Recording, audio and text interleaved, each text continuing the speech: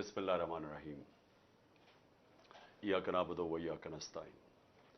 मैं आज मेरे पाकिस्तानियों, आज मैंने ये ज़रूरी समझा कि आपसे बातचीत करने का, क्योंकि मैं समझता हूँ कि हमारा मुल्क एक ऐसे अहम मोड़ पे खड़ा है कि अगर हम पाकिस्तानी, अगर अब हम इसमें अपनी आवाज़, जो आने वाली नाइंसाफ़ियाँ हैं, जो हमारी आइन की धज्जियाँ उड़ाने वाली तैयारियाँ हुई हैं पाकिस्तान में, जो इस मुल्क के कानून और रूल ऑफ लॉ को पैरों के अंदर रोंदने की तैयारी हो रही है, जो आ गई पाकिस्तानियों के फंडामेंटल राइट्स की। हर रोज़ हमारे फंडामेंटल राइट्स लिए जाते हैं हमारे से, उनकी कदर नहीं की जाती। बल्कि ऐसे पाकिस्तान में हालात मैंने तो अपनी ज़िंदगी में नहीं देखे, जिधर ताकतवर जो चाहे कर सकता है, जो पीछे से एक बंद कमरों में वो फैसले करते हैं, वो जो हुक्म करते हैं, वो जो मर्जी इस मुल्क में आप करना चाहे कर सकते हैं। और किसी किस्म की अगर हमारी मुल्क में बचत हो रही है, मेरी पार्टी और मैं अपनी तरफ से कहना चाहता हूं कि अगर हमारी बचत होती है तो वो बस एक चीज़ रह गई है पाकिस्तान में, वो है हमारी अदलिया। और मुझे तो बड़ी देर का अभी तक जेलों में डाल चुके होते हैं, एक जेल से दूसरे जेल में, जिस तरह अली मीन को किया है। तो अगर हमारी अदालतें ना होती तो मुझे तो इन्होंने 140 या 145 केसेस कर चुके हैं, जिसमें क्रिमिनल केसेस हैं, जिसमें दहशतगर्दी के केसेस हैं, जिसमें एक के ऊपर मेरे ऊपर FIR काटी गई है गद्दारी की, पाकिस्तान से गद्दारी की, क्योंकि मैंने डर्टी हैरी की तौहीन कर दी है, जिस पे मेरे ऊपर मजहब की तौहीन का केस कर दिया गवर्नमेंट ने, कि शहबाज शरीफ को कोई लोगों ने या इनको कहीं आवाजें लगा दी मदीना में, तो उसमें मेरे ऊपर कैसे तौहीन मजहब लग गया। तो ये हो रहा है। आज मेरे घर के ऊपर हमले हुए हैं, 24 घंटे मेरे घर के ऊपर हमला किया गया, यानी ये कोई इसकी मिसाल ही नहीं है किसी जमहूरियत के अंदर जो हुआ है मेरे साथ। और फिर गोलियां, कत्ल करने का केस। लेकिन मेरा छोड़ें, मुझे तो 2 दफा कत्ल करने के केस था, एक दफा वजीराबाद और एक दफा जुडिशल कॉम्प्लेक्स इस्लामाबाद में। लेकिन मैं बात कर रहा हूं जो मेरे लोगों से हो रहा है यहां। तो यहां तो सिर्फ हम एक ही तरफ देख रहे हैं, अदलिया की तरफ। और हम वो लोग हैं जो मुल्क छोड़ के नहीं जाने वाले। जो पहले क्या होता था कि जैसी ऑपोजिशन में आता था, जब केस शुरू होते थे, तो वो एकदम अपने जिधर उनके पैसे और सब कुछ पड़ा हुआ है वो बाहर भाग जाते थे और बाहर रहते थे। जब तक NRO नहीं मिलता था तब तक वापस नहीं आते थे। तो हमने तो यहां जीना मरना है, हमने तो यही हमारा ये मुल्क है। मेरी तो कोई बाहर प्रॉपर्टीज और लंदन तो छोड़ो, पाकिस्तान में तो प्रॉपर्टी है, बाकी दुनिया में कहीं और प्रॉपर्टी नहीं है, ना कहीं पैसे हैं, ना बैंक अकाउंट्स हैं। तो इसलिए हमने तो इसी मुल्क में आखिरी गेंद तक लड़ना है। अब हमारी जो लड़ाई है वो है ये माफियाज के साथ और इनके साथ हैंडलर्स के साथ। और वो क्या कोशिश कर रहे हैं कि पाकिस्तान में जो एक सुप्रीम कोर्ट, जिसके ऊपर हम उम्मीद लगा के बैठे हुए हैं, जो पाकिस्तान के आइन की सिर्फ एक ही तशरीह कर सकता है, पाकिस्तान की आइन की एक ही इदारा, वो है पाकिस्तान का सुप्रीम कोर्ट। तो हम तो उसके ऊपर नजर और उम्मीद लगा के बैठे हुए हैं। तो मैं जो आपसे आज बात खास करने आया था, वो पहले मैं आपको समझा दूं कि इस वक्त ये जो मैं आपको कहता हूं फैसला कुन मोड़, ये है क्या? ये कौन सा फैसला कुन मोड़ है? देखिए, हमारी हुकूमत गिराई, बंद कमरे में एक घोड़े सवार ने फैसला किया, घोड़े के ऊपर सवार बैठा हुआ था, फैसला किया कि इमरान खान बड़ा खतरनाक है और वो शहबाज शरीफ बहुत बड़ा जीनियस है, और उसके साथ फिर इसहाक डार दूसरा जीनियस है, तो इसको हटा के उनको लेके आओ। तो चलती हुई इकोनॉमी को, जो खुद पाकिस्तान की इकोनॉमिक सर्वे जो इस हुकूमत ने पिछली मई के अंदर शाया की, उसके अंदर आप देख लें तो 17 साल में पाकिस्तान की बेहतरीन माशी परफॉर्मेंस थी। कोरोना के 2 साल, इतनी बड़ी वबा, दुनिया का क्राइसिस, दुनिया ने माना कि पाकिस्तान वो उन 3 मुल्कों में से था जिसने सबसे बेहतरीन तरीके से इतने बड़े क्राइसिस को हैंडल किया। یہ دنیا نے مانا ہے. World economic forum, world health organisation. آپ امریکہ کا جو پچھلا فائنانس سیکٹری تھا جو ٹرمپ کے زمانے میں, اس نے کہا, یا اس سے ٹرمپ سے پہلے پریزیڈنٹ کے زمانے, اس نے کہا کہ اگر امریکہ پاکستان کی طریقہ پہ چل پڑتا جس طرح پاکستان نے اس وبا کا مقابلہ کیا تو پتہ نہیں کتنا 10,000 ارب ڈالر کا امریکہ کا بچ جانا تھا. سو ہم اپنی بات نہیں کر رہے, دنیا نے اکنالج کیا, ہمارا جو احساس پروگرام دنیا نے اکنالج کیا کہ جس طرح ہم نے اپنے لوگوں کو بچایا, جو کیونکہ کرونا کے لاک ڈاؤن سے نچلا طبقہ پس گیا, غربت ساری دنیا میں بڑھ گئی, تو پاکستان کی مثال دی جاتی تھی جس طرح ہم نے احساس پروگرام سے اور اپنے پھر اسٹیٹ بینک نے بھی کیسے ہم نے اپنی انڈسٹری کو بچایا, اپنے لوگوں کو بچایا. تو یہ تو دنیا نے اکنالج کیا ہے. اب ہمیں ہٹایا جاتا ہے. ہر چیز ریکارڈ پہ تھی, ایکسپورٹس, ریمیٹنسز یعنی آمدنی, ڈالر کی آمدنی ریکارڈ پہ تھی, ہمارے ٹیکس کلیکشن ریکارڈ تھا, ہماری انڈسٹری 17 سال کے بعد 10% پہ لارج سکیل مینوفیکچرنگ آگے بڑھ رہی تھی.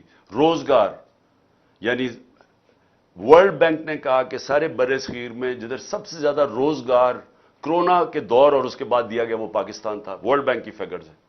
تو ہم آگے بڑھ رہے تھے, ہماری ٹیکسٹائل انڈسٹری بڑھ رہی تھی, ہماری جو کسان تھا 4.5% پہ ہمارا ایگریکلچر گرو کر رہا تھا. تو جب اس نے جناب جنرل باجوہ صاحب نے فیصلہ کیا کہ اب اس کو حکومت کو گرا دینا چاہیے, اور اصل میں جو ان کی بڑی پسندیدہ شہباز شریف کو وہ لے آیا. تو جب وہ لے کے آیا, میں نے اس سے پہلے کوشش کی اس کے لانے سے کہ پاکستان میں الیکشنز ہو جائے, پاکستانی عوام فیصلہ کرے کہ وہ کس کو چاہتے ہیں, بجائے یہ کہ سندھ ہاؤس کے اندر ایک منڈی لگے اور اس منڈی میں 20-20, 25-25 کروڑ دے کے لوگوں کو خریدا جائے اور گورنمنٹ گرائی جائے. اور جو پھر جنرل باجوہ نے جو استعمال کیا اپنی ایجنسیز کو, جو ہمارے جو تھے ایلائز ایم کیو ایم اور باپ پارٹی, ان کو ہمارے سے علیحدہ کیا گیا. وہ تو سب ساروں کو پتہ ہے اس چیز کا. لیکن ہوا کیا پاکستان میں اس لیے کہہ رہا ہوں کہ میں نے تب تجویز کی کہ الیکشنز کروائے جائیں. یہی سپریم کورٹ کے ججز کو, جن کو برا بھلا یہ نون لیگ کہہ رہی ہے اور ان کی نیچے گر کے ان کے خاندانوں کے اوپر جو گند اچھال رہی ہے, اسی سپریم کورٹ نے تب سو موٹو ایکشن لے کے ہماری گورنمنٹس انہوں نے بحال نہیں, الیکشنز انہوں نے مسترد کر دیے اور انہوں نے ان کو شہباز شریف کو بحال کروا دیا. مجھے تکلیف ہوئی, 12 بجے عدالتیں کھلنے کی مجھے تکلیف ہوئی, بہت ہوئی. لیکن ایک دفعہ بتائیں کہ میں نے سپریم کورٹ کی ججز کی کسی کی تنقید کی ہو, ہم نے قبول کر لیا فیصلہ. لیکن یہ دیکھ لیں کہ اس کے بعد ہوا کیا پاکستان سے. اب 1 سال ہو گیا ہے, اب سب کے پاس اب 1 سال کا ریکارڈ آ گیا.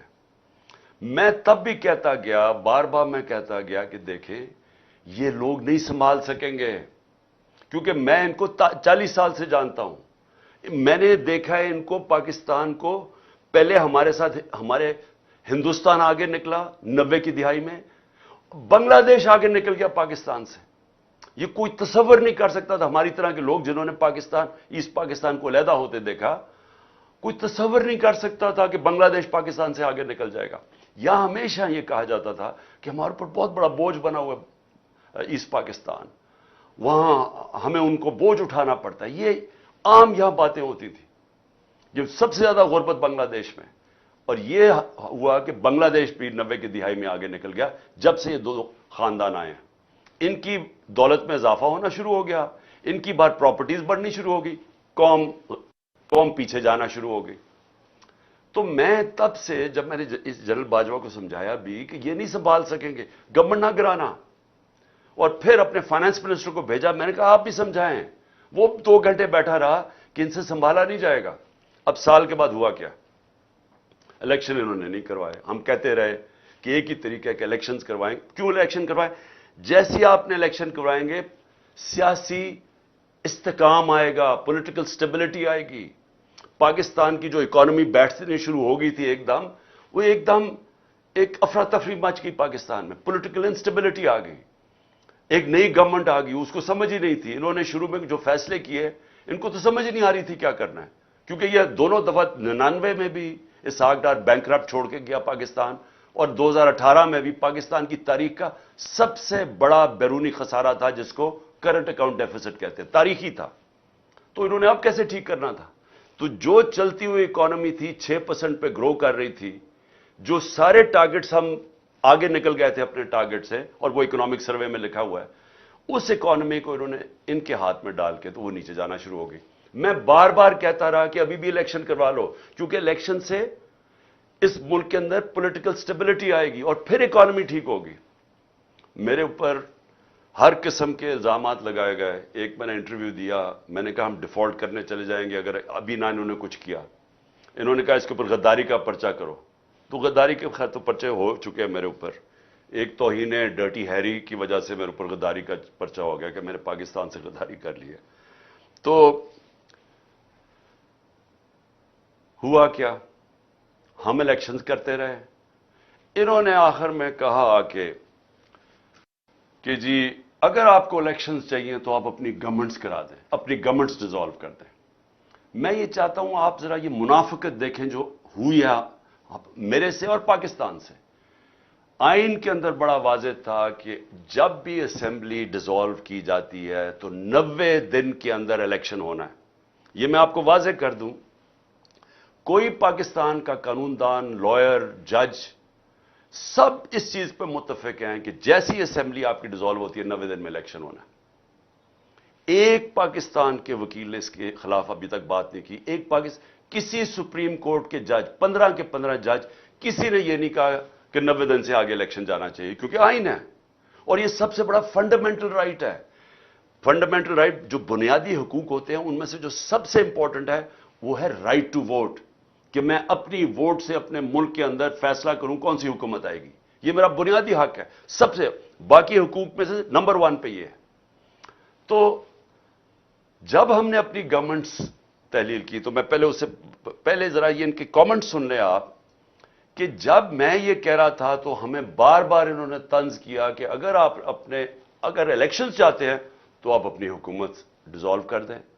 تو یہ ذرا پہلے آپ دیکھ لیں خود ہی کہ انہوں نے کیا کہا تھا. تو توڑیں پنجاب اسمبلی, توڑیں کے پی کے اسمبلی اور چلے جائیں الیکشن میں. میں نے گارنٹی دیتا ہوں, ان کو انشور کرتا ہوں کے پی کے اور پنجاب اسمبلی توڑ دیں. میں انہیں کہتا ہوں کہ دیر ول بی نو ضمنی الیکشن. ایسی صورت میں جنرل الیکشن ہوگا. خیبر پختونخوا اور پنجاب کی حکومتوں کو ڈیزالو کر دیں, وہاں تو آپ کی حکومتیں ہیں, آپ ڈیزالو کر دیں تو آپ یقیناً انتخابات کے مطالبے کے حق میں ایک قدم آگے بڑھیں گے. پنجاب کی اسمبلیاں تحلیل کر دی جائیں اور کے پی کی اسمبلیاں تحلیل کر دی جائیں تو خود بخود ہم الیکشن کی طرف چلے جائیں گے. اگر عمران خان کو واقعی شوق ہے الیکشن کروانے کا, ان کے تو بہت آسان طریقہ ہے. خیبر پختونخوا اسمبلی, پنجاب اسمبلی, کشمیر کی اسمبلی, گلگت بلتستان کی اسمبلی توڑ دیں, آج الیکشن ہے. اگر آپ الیکشن چاہتے ہیں تو پھر دھرنے کی کیا ضرورت ہے؟ توڑیں کے پی کی حکومت, توڑیں پنجاب کی اسمبلی, توڑیں جی بی کی اسمبلی, توڑیں اے جے کے کی اسمبلی, ختم بات. تو توڑیں.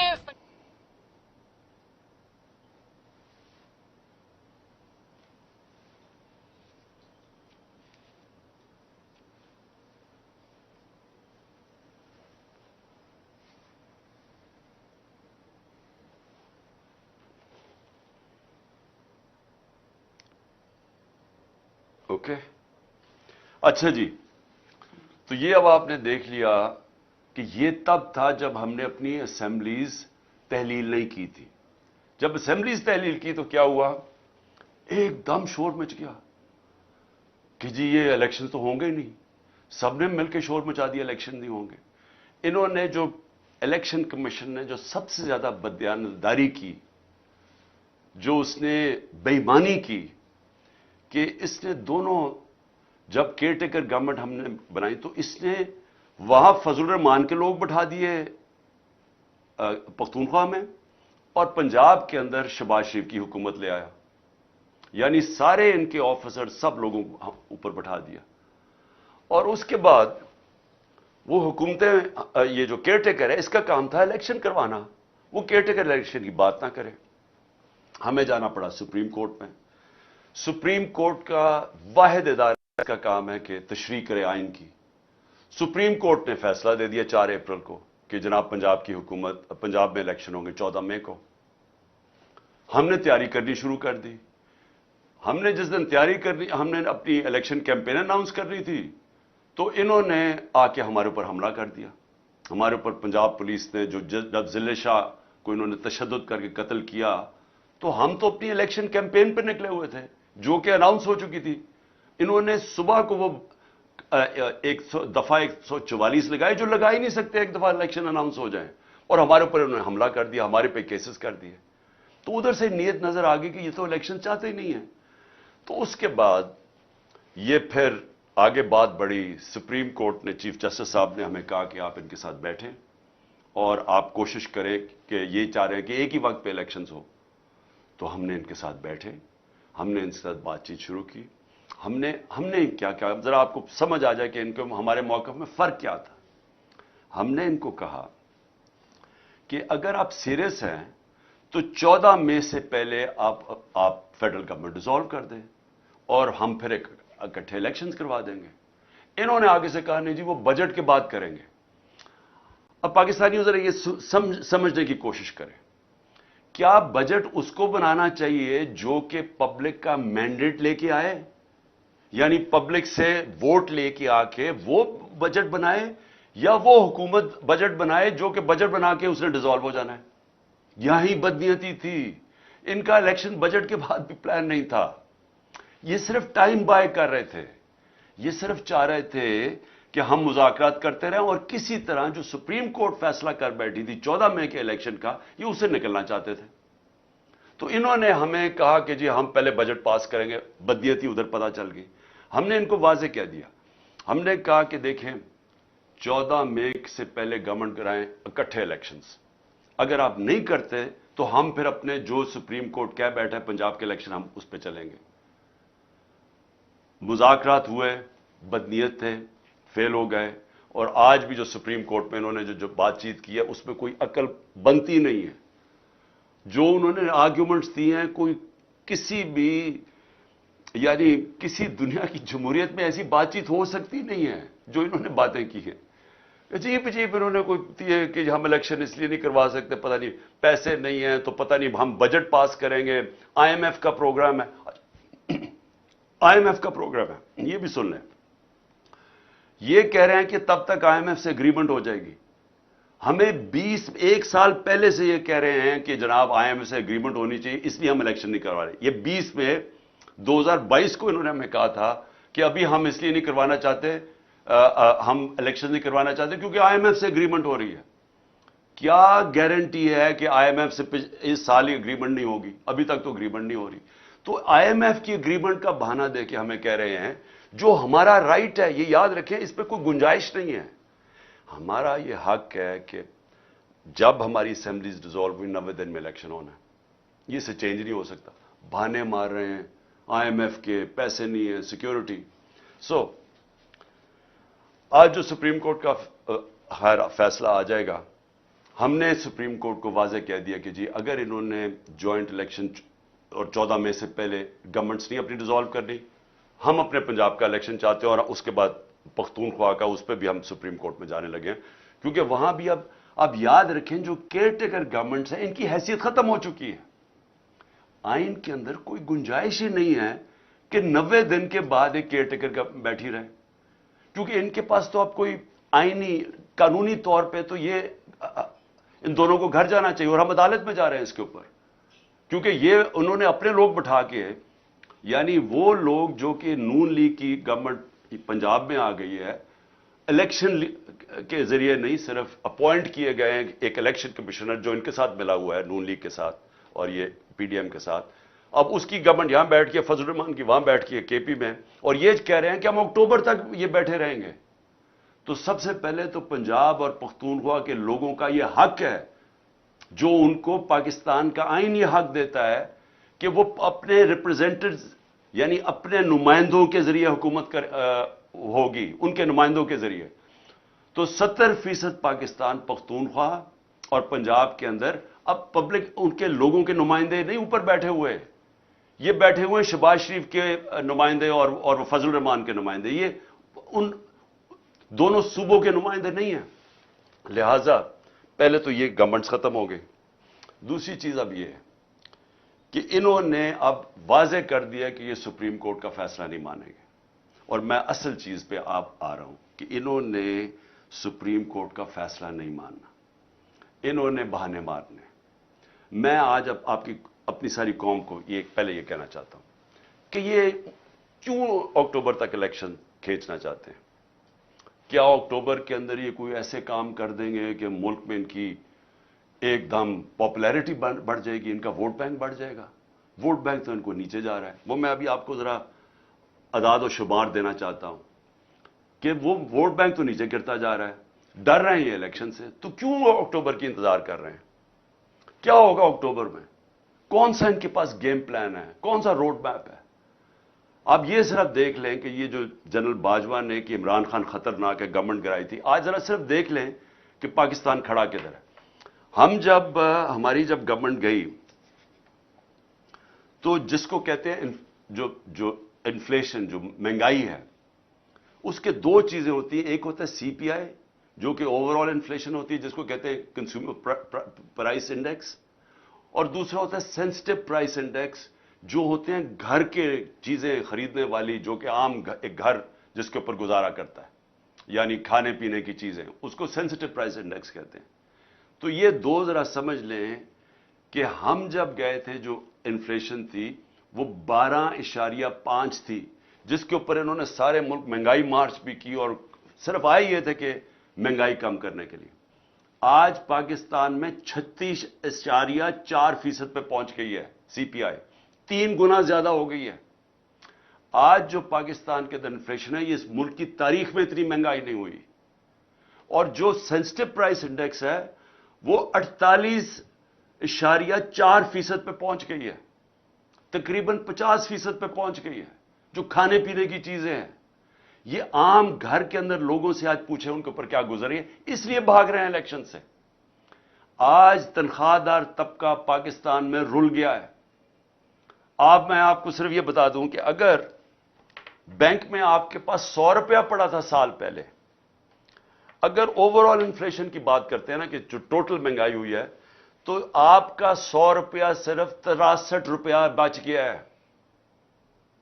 باقی اس میں سے پیسہ نکل چکا ہے مہنگائی کی وجہ سے. آپ اس کی خریدار کی پاور صرف رہ گئی 63 روپے. سال پہلے 100 روپیہ, آج 63 روپے.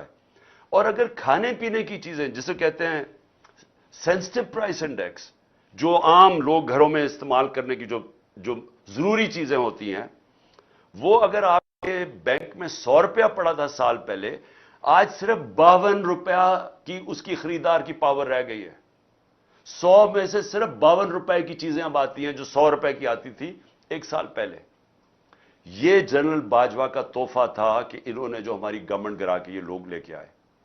اور اس کے بعد آگے چلیں, جو اب ہمارا مسئلہ کیا, سب سے بڑا مسئلہ کیا ہے کہ ہمارے پاس ڈالرز کم ہوتے ہیں. تو جو سب سے بڑی کوشش ہوتی ہے کہ ڈالرز کی انکم بڑھائی جائے تاکہ آپ کے ریزرو بڑھیں, تاکہ آپ کا روپیہ مضبوط ہو. تو جب ہمیں انہوں نے گرایا تھا تو ریکارڈ ڈالرز آ رہے تھے پاکستان میں, یعنی ہمارا جو ریمیٹنسز تھیں جو پاکستانی بھیجتے تھے وہ 31 ارب ڈالر تھی, اور جو ایکسپورٹس تھیں وہ 33 ارب ڈالر پہ پہنچ گئی تھی. ایک سال کے بعد, یعنی آپ کے پاس ڈالر ہمارے پاس آئیں گے تو ہم قرضے اپنی قسطیں واپس کریں گے نا, ہماری آمدنی میں اضافہ ہوگا تو اپنے جو قرضے چڑھے ہوئے ہیں ڈیفالٹ سے بچنے کے لیے. ایک سال کے اندر ایکسپورٹس جو گری ہیں اور جو ہماری ریمیٹنسز گری ہیں 5 ارب ڈالر کی گری ہیں. ایک سال میں کم ہو گئی ہماری آمدنی قرضہ واپس کرنے میں. جو آئی ایم ایف سے ہم کتنے پیسے مانگ رہے ہیں, 6 ارب ڈالر. تو ایک سال میں 5 ارب ڈالر تو یہاں کم ہو گئے ہماری آمدنی کے. تو پہلے آمدنی بھی کم ہو گئی ہے, ہماری انڈسٹری آدھی بند ہو چکی ہے.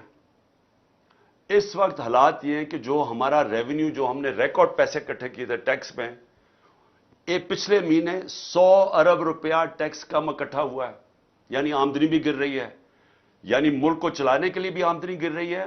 جو باہر سے ہمارے ڈالرز آتے تھے وہ بھی 5 ارب ڈالر ایک سال میں کم ہو گئے. اور آگے گیم پلان کیا ہے؟ میں پھر سے پوچھتا ہوں کہ مجھے اگر یہی کوئی بتا دے, اگر یہ کہنا جی کہ ہم اس لیے اکتوبر کے لیے تک انتظار کرنا چاہتے ہیں الیکشنز کا کیونکہ اکتوبر تک ہمارا یہ پلان ہے, اس سے ملک بہتر ہو جائے گا, میں یہ بھی اس کے لیے بھی ماننے کے لیے تیار ہوں. ان کے پاس تو کوئی پلان ہی نہیں ہے اکتوبر کے لیے. प्लान क्या है? प्लान ये है कि इसको इमरान खान को जेल में डालो या इसको कत्ल करो, रास्ते से हटाओ। ये लंदन प्लान है, नवाज शरीफ के साथ जो प्लान बना हुआ है। दूसरा प्लान है सख्तियां करो, इनके लोगों को तशद्दुद करो, इनको मारो, इनको जेलों में डालो, इनके ऊपर केसेस करो, ताकि सारा वक्त ये एक अदालत से दूसरी अदालत में जाएं। मैं फिर से कहा 145 केसेस किए हुए हैं और लोगों के। अब अली अमीन को सारा चक्कर लगाया, वहां से शुरू हुआ बखर से, फिर पहुंचा इस्लामाबाद, फिर उसको भेजा शिकारपुर, उधर से भेजा नहीं, उधर से लाहौर भेजा, लाहौर से भेजा शिकारपुर, वहां से आखिर में जाके इस महीने के बाद वो निकला। और मैं अली अमीन खुद बताएगा कि उससे उन्होंने उसके ऊपर तशद्दुद क्या किया। मैं चाहता हूं कि उसकी जुबान से आप सुने कि कौन से पॉलिटिकल वर्कर को पकड़ के तशद्दुद किया जाता है। मैं कल कहूंगा कि वो मीडिया के सामने और बताए उसे इन्होंने लाहौर में किया क्या है, और वो सबको बताएगा कि वो किसके कहने पे ये किया गया था तशद्दुद। वर्कर्स को जेलों में और सारा कुछ, और हर रोज हरासा, जब कुछ होना लगता है पकड़ना शुरू हो जाते हैं, जब कुछ होता है दफा। सो ये कोशिश इनकी सिर्फ ये इंतजार इसलिए कर रहे हैं कि पीटीआई क्रश हो जाए। तब तक किसी ना किसी तरह पार्टी इतनी क्रश हो जाएगी जब वो होगी। और अगर वो 2023 में ना हो, इन्होंने इलेक्शन नहीं करवाना। इलेक्शन तब करवाएंगे जब ये समझेंगे कि पार्टी बिल्कुल कमजोर हो गई। अब हमने करना क्या है? मैं अपनी कौम से ये जो मैं आखिर में आपसे बात करना चाहता, हमने करना क्या? देखिए मेरे पाकिस्तानियों, सुप्रीम कोर्ट ने जो फैसला किया है कि इलेक्शन, उन्होंने तो अब अगर ये हमारी बातचीत नहीं होनी तो अब इलेक्शन तो 14 मई को है। आज भी उन्होंने सुप्रीम कोर्ट में कहा कि 14 मई को इलेक्शन होने। गवर्नमेंट ने अभी से कह दिया वो इलेक्शन नहीं मान रहा है। इसका मतलब वो सुप्रीम कोर्ट का फैसला नहीं मान रहा है। ये समझ जाएं कि इसका मतलब क्या है। सुप्रीम कोर्ट आइन की तशरीह करता है, आइन के ऊपर सारे मुल्क के कानून चलते हैं।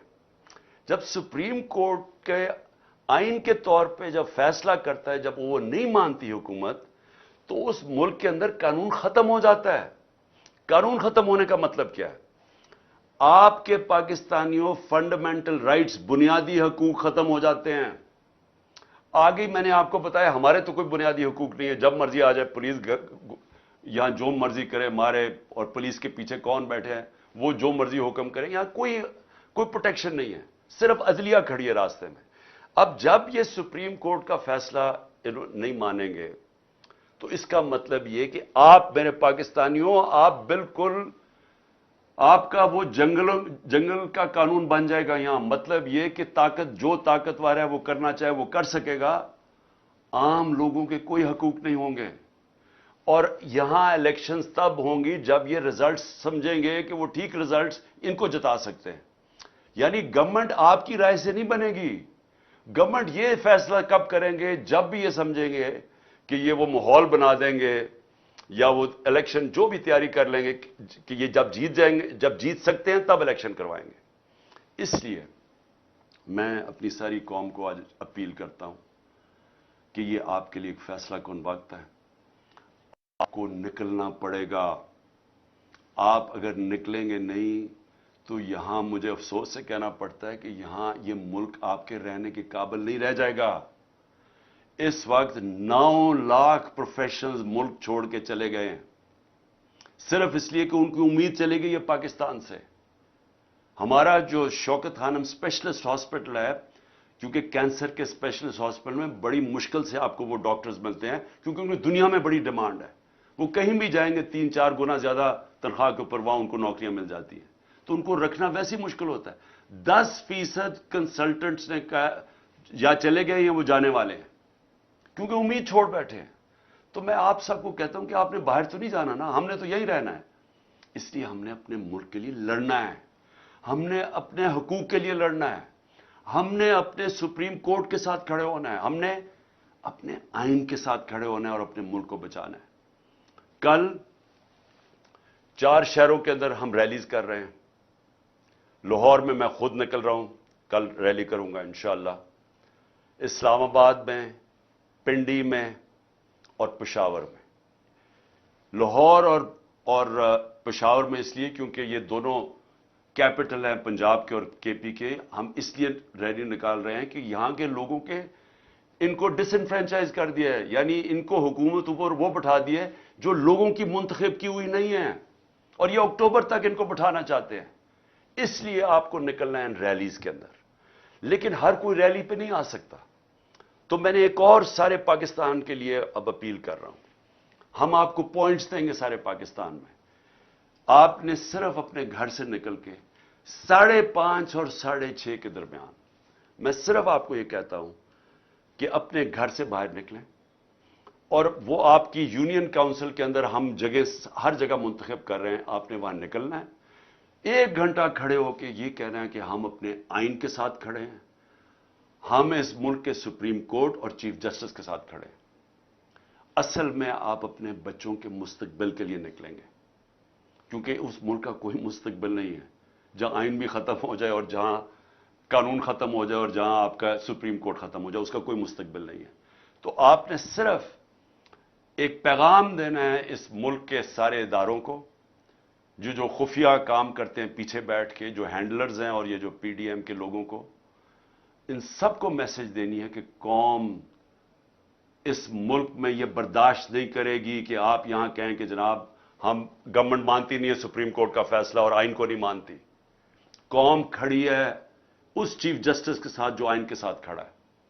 और आपको मैं सब आज फिर से कह रहा हूं, आपने अपने घरों से बाहर निकल के, हमने बताया हुआ है कि कौन कौन से सेंटर हैं, मसलन ज़मान पार्क है, यहां सारे लोगों को मैं कह रहा हूं कि आप निकल के ज़मान पार्क में 1 घंटा खड़े हो जाएं, प्लेकार्ड खुद लिख लें कि हम अपने आइन और अपने कानून और अपने चीफ जस्टिस के साथ खड़े हैं।